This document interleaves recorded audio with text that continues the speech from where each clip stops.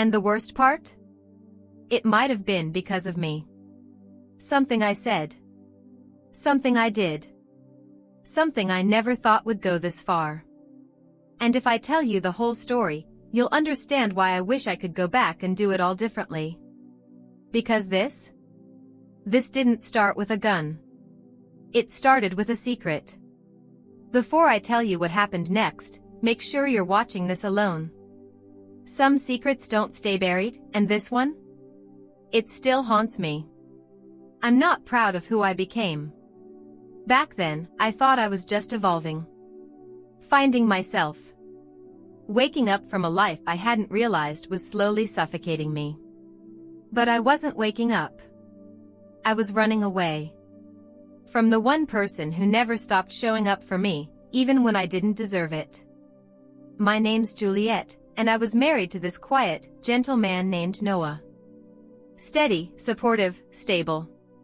He made the coffee every morning and folded my laundry into perfect little squares. That kind of man. The kind you think is boring until you wake up years later and realize you'll never be loved that way again. But I didn't realize it. Not yet. I'd been stuck in this depressive fog for months. Couldn't sleep. Couldn't focus. Just dragging myself through days like I was wading through concrete. Noah suggested I try working out, said it helped him after his dad passed. I laughed in his face. I hated the gym. Hated mirrors. Hated tight clothes. But he didn't push.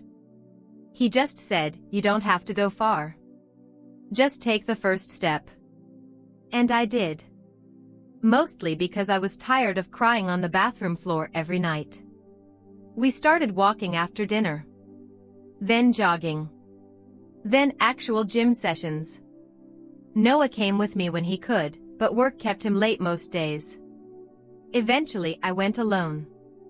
That's when I met Liv. She was this magnetic force, tall, confident, loud. She taught spin classes and looked like she'd never known an insecure moment in her life.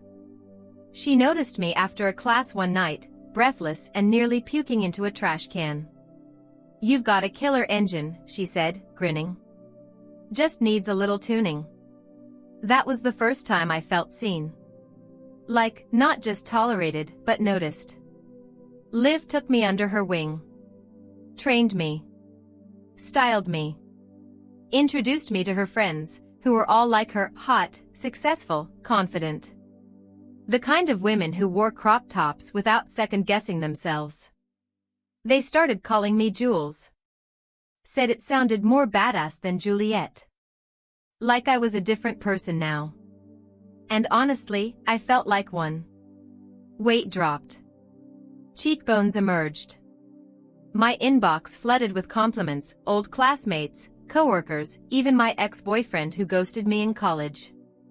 Suddenly, everyone wanted to know my secret. But Noah?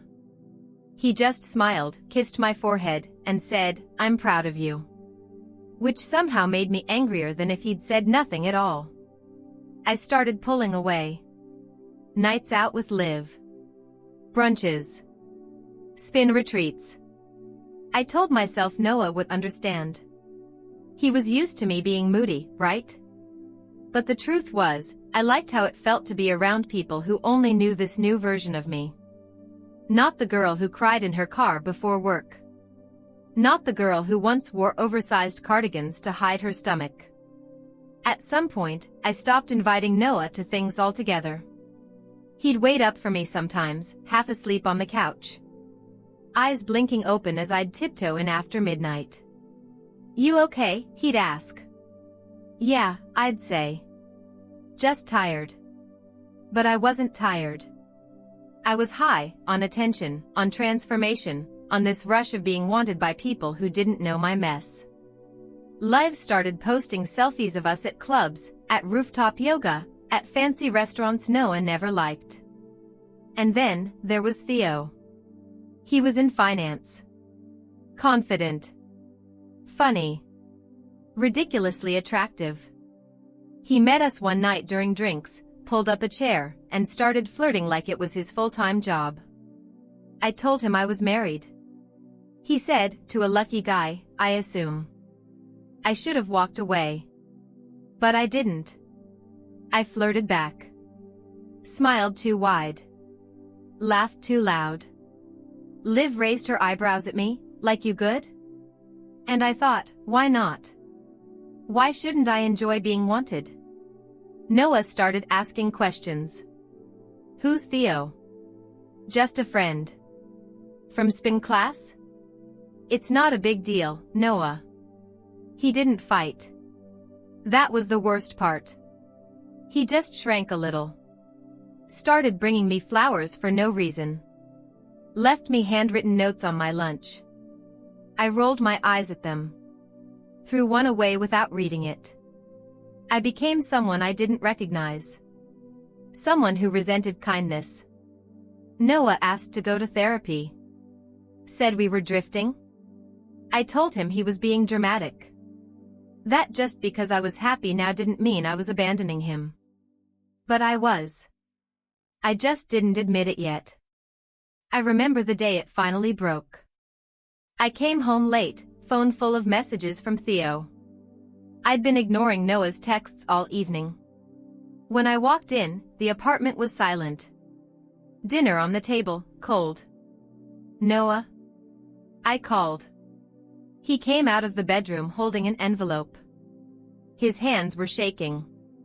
I made an appointment with a counselor. For us. Please just come with me once. I looked at him, really looked, and for a second I saw the man who used to feel like home. And then I said, I don't think I want to fix this. Silence. I could hear the hum of the fridge. The ticking of the wall clock. My own heartbeat, loud and steady like it belonged to someone else. Is there someone else? He asked. I hesitated. And that was all he needed. He didn't cry. He didn't yell. He just nodded. Set the envelope on the table and walked back into the bedroom. That was the last night I ever slept in our bed. Moving out was easier than I expected. Liv helped me pack. I told Noah I'd only be gone a few weeks, that I needed space, not a breakup. But I think we both knew I wasn't coming back. The apartment I moved into was tiny but had good lighting, and that was enough for Instagram. I started posting daily again. Gym selfies. Protein bowls. New chapter captions. People ate it up. The first night alone, I cried myself to sleep. But by the next morning, I had brunch plans and an unread message from Theo. I told myself this was freedom. Theo wasn't like Noah. He never asked where I was or what I was feeling. He made reservations, not small talk. When he touched me, it was like a performance, all show, no soul. But I liked the distraction. At least at first. Liv's world became mine. Her friends, her parties, her chaos. Everyone kept saying how happy I looked. You're glowing, Jules. I barely recognize you. I smiled, nodded, clinked glasses, posted stories with sparkly captions. But late at night, when everything was quiet, I kept reaching for Noah. And every time I remembered he wasn't there, I felt this cold, aching hollowness that no amount of compliments could fill. I told myself I left to find something more. But what I found was noise. Endless noise. Theo started pulling away a month in. Slower texts. Shorter dates. More excuses. One night, he canceled last minute and didn't even bother lying. Work stuff, he texted. That was it. I stayed in, ate cold pasta on my couch, and scrolled through old photos. One popped up, Amy and Noah at my sister's wedding. I was heavier then. Hair longer, makeup softer. We were laughing at something only we understood. I couldn't stop staring at it. Out of desperation or maybe just habit, I texted him. Thinking about you. Hope you're okay. No reply. 2 days passed. I tried again. This still doesn't feel real. Can we talk? Still nothing. It started to eat away at me. I told Lev, and she raised an eyebrow. Wait, you're missing him? Jules. You're the one who left. You're the prize now, remember? But I didn't feel like a prize. I felt discarded. Replaceable. I started showing up places I knew Noah might be. Grocery stores near his office. The dog park, even though I didn't own a dog. I never saw him. Then one day, I did. It was a sunny Saturday. I was at the farmer's market with Liv and some guy she was flirting with. We were laughing at something stupid when I saw him. Noah. He looked different. Relaxed. Confident. He was standing beside a woman I didn't recognize, tall, brunette, simple jeans and a ponytail. She handed him a coffee, and he smiled. The kind of smile that used to belong to me. I froze. They didn't see me, but I couldn't stop staring. The way they moved, it wasn't flashy or performative. It was easy. Comfortable. Real. That's when it hit me, he was healing. Without me. Later that night, I got drunk and messaged him again. This long, rambling apology about how I never meant to hurt him, how confused I'd been, how I still loved him. His reply was short. I hope you find peace, Jules. But I'm not the person you can find it with anymore. I threw my phone across the room and sobbed for hours. I started spiraling. Unfollowing people who liked his posts. Calling mutual friends just to ask, how is he really doing? No one wanted to talk to me. They'd seen the posts. The selfies. The way I'd flaunted Theo. I'd rewritten the story like Noah never mattered. Like he was just the guy who made my smoothies. But now I missed everything about him. The way he rubbed my back when I couldn't sleep. How he remembered how I liked my toast. The way he made ugly faces during traffic just to make me laugh. I missed being known. Theo dumped me 3 weeks later. Didn't even do it in person. Just said, you've got some stuff to work out, and I don't think I'm the guy for that. He was right. Liv was less available, too. I think she got tired of my crying. One night, I showed up at her place uninvited, mascara down my cheeks, clutching a bottle of wine. She hugged me but looked disappointed. You wanted freedom, she said softly. This is what it looks like. I started going to the gym less. My appetite disappeared. My sleep was broken. I was still hot Jules on paper, but I'd never felt uglier in my life. I finally emailed Noah. Just one line, do you ever think about me anymore? A week passed before he replied. I think about the person I used to love, yes. But you're not her anymore. That destroyed me. I thought about showing up at his apartment. About begging. About promising therapy and change and humility. But something told me even that wouldn't work. Because Noah had let go. And I was still clinging to a version of myself that never should have existed. The glowing, independent, fearless woman I thought I'd become? She was built on a lie. On escape. Not growth. I wanted to go back. I wanted to fix everything. I wanted to take my selfish, impulsive, attention-hungry self and bury her 6 feet under. But I couldn't go back. So instead, I spiraled. I went on terrible dates. I drank too much. I texted people I shouldn't. I stalked Noah's new girlfriend online, memorizing every photo like it was a map to the place I'd lost.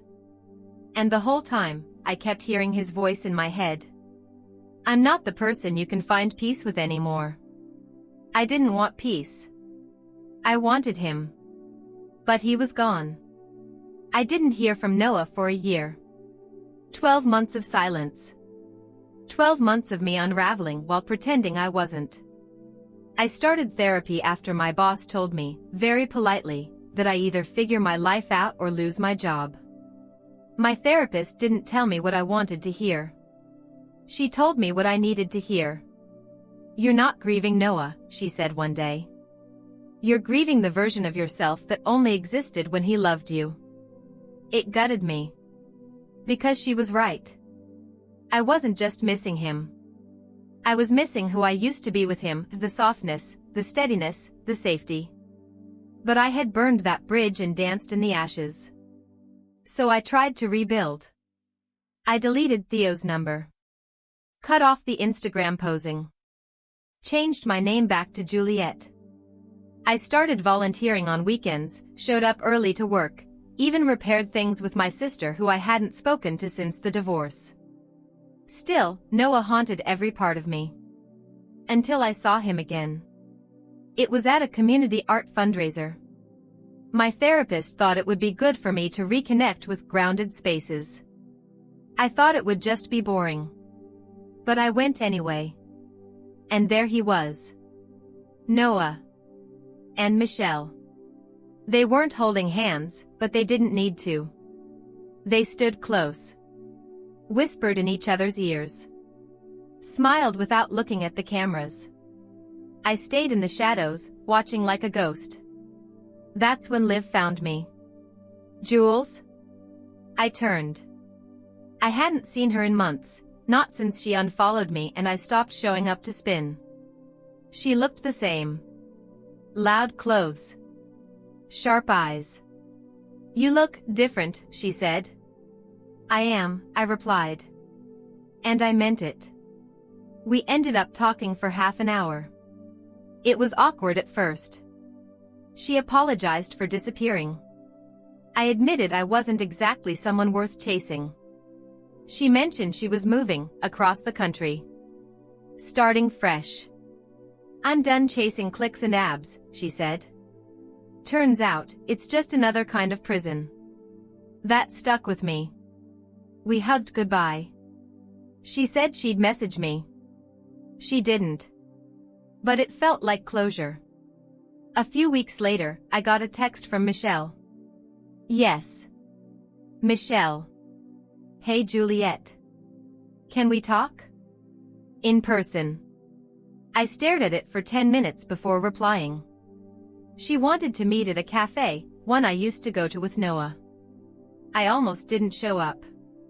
But curiosity, guilt, and something else, something desperate made me go. She was already there when I arrived.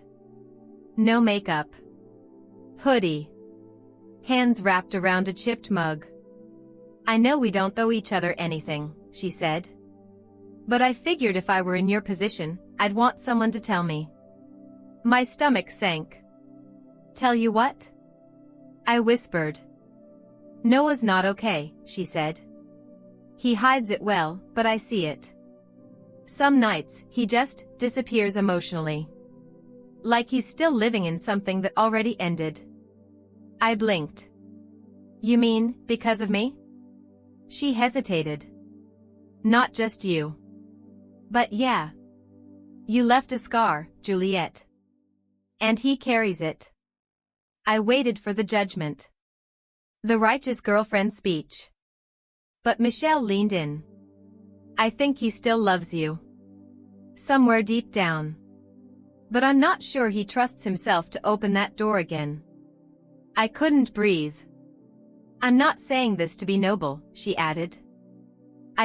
If he were mine fully, I wouldn't be here." I didn't know what to say. So I said nothing. The next morning, I wrote Noah a letter. Not an email. Not a text. A real, handwritten letter. 4 pages. Everything I never said when it mattered. I didn't ask to get back together. I just told the truth. How I'd broken myself trying to be someone shinier. How I'd mistaken attention for love. How he had loved me when I was at my worst, and I'd left him for people who didn't know my middle name. I signed it with trembling fingers and slipped it into his mailbox. And then I waited. 2 days passed. Then 5. Then 2 weeks. And just when I'd given up hope, he called. "Hi," he said. His voice sounded the same and completely different at the same time. "Hi," I whispered. There was silence. "I got your letter," he said. "I've read it 5 times. And I don't hate you." Tears hit my cheeks before I even realized I was crying. "I don't trust you either," he added, voice steady. "But I don't hate you." "Fair," I said. "More than fair." He exhaled slowly. "Do you want to meet?" "Just to talk." "Yes," I said immediately. We met at the lake. The one where we used to picnic in the fall. He brought hot chocolate. I brought nothing but regret. He was kind. Guarded. Wounded but trying. We talked for 2 hours. It didn't fix everything. But it was something. Over the next few weeks, we saw each other again. No romance. No promises. Just 2 people unpeeling the layers of a bond they once destroyed. Then one night, I made the mistake of letting Theo back in, just a text, just a reaction to an old story he posted. It meant nothing. But Noah saw it. Through a friend. Through someone watching. He didn't yell. He didn't accuse. He just stopped showing up again. I panicked. Called. Texted. Drove to his place. He wouldn't answer. I made the worst choice imaginable. I went to Michelle. She was home. Alone. Calm. Too calm. "I just wanted to talk," I said, pleading. "Juliet," she began, but her voice broke. "You can't keep doing this." That's when I saw it. The gun. On the table. Just sitting there like it belonged. "I'm not going to hurt anyone," she said, as if reading my mind. "It's not loaded." I didn't believe her. I think you should go," she said. "I think you're not okay," I replied. The room was too quiet. Too charged. And then, she grabbed the gun. It was fast. Almost like instinct. She wasn't pointing it at me. She was staring at it. Breathing hard. "I gave him space," she whispered. "I loved him quietly. I waited for him to forget you. But you keep coming back. Michelle. Why does he still love you?" "I don't know," I said, honestly. "But this isn't the way." The gun shook in her hand. I stepped forward. And that's when the shot went off. I heard the gunshot before I even turned the corner. Michelle survived. Barely. The bullet grazed her ribs. Panic. Police. Chaos. Noah was devastated. I told the truth, that it wasn't her fault. That it was mine. Because it was. Every ripple. Every scar. Every broken person in this story? I touched all of them. Noah never spoke to me again after that day. I don't blame him. Michelle moved away. I heard she's in Oregon now. Quiet life. Teaching kids how to paint. Me? I still go to therapy. Still wake up some days feeling like my chest is caving in. Still wonder what kind of life I could have had if I'd watered the garden I left behind. But I don't chase anymore. I don't knock on doors that are closed. I write. I volunteer. I try. Because some mistakes can't be fixed. But they can be the beginning of something better. Even if it's lonely. Even if it's quiet. Even if it's just me now.